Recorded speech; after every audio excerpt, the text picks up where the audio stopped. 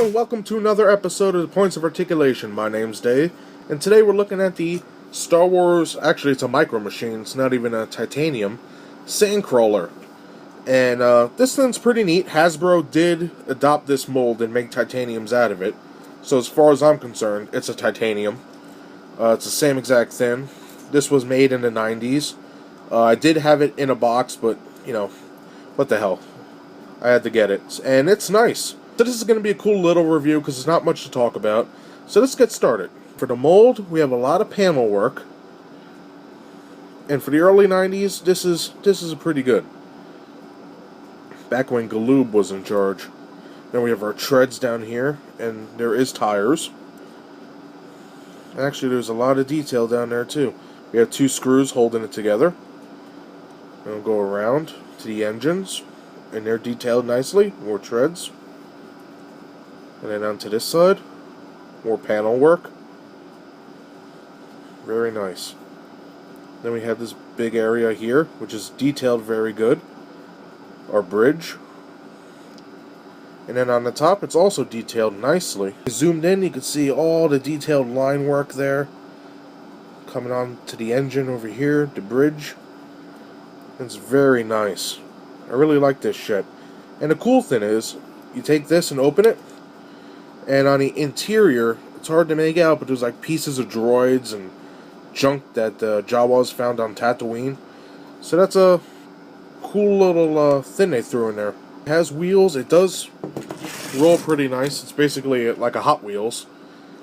And I guess we'll go over the paint now. Okay, for the paint, it's mostly this orangey brown color, just like the film. And then we have this grayish brown that fills in most of the areas.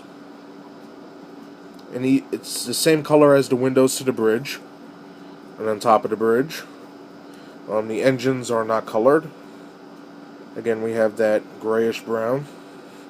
Okay, for the underneath, we have the colored treads, and that's a dark gray. I don't want to say silver, but it does have a metallic hue to it, but it's just really dark gray. The wheels are molded plastic, and it looks to be like a silverish color, like a gray. And to the front, we have our little dark brown again. Dark brownish gray, I mean. Okay, for the interior, it's a wall of gray plastic, similar to the wheels. Maybe a little grayer, but I believe it's the same color as the wheels.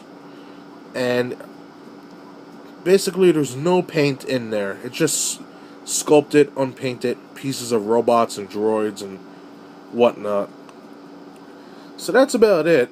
There isn't much to talk about. There's basically like 3 colors on this thing. In the movie, we just saw it going like this over a hill, and then in the distance, and then up close when the Jawas took the R2-D2. So for measuring, for height, it stands exactly 1.5 inches. For length, we'll go with the tip of the head here. Almost 3 inches, but not quite. So it is a small die-cast ship. And like I said, this is a titanium. However, this came out before Hasbro bought it, I should say. So Galoob made this, who is the original maker of the micro machines. Which I really got to get to them, because they are awesome. I know a lot of people like them. So that just about does it. That's my review of the Star Wars Micro Machines die-cast ship. It's the Sandcrawler, which is also a titanium. And I hope you enjoyed, and I'll see you next time. Bye.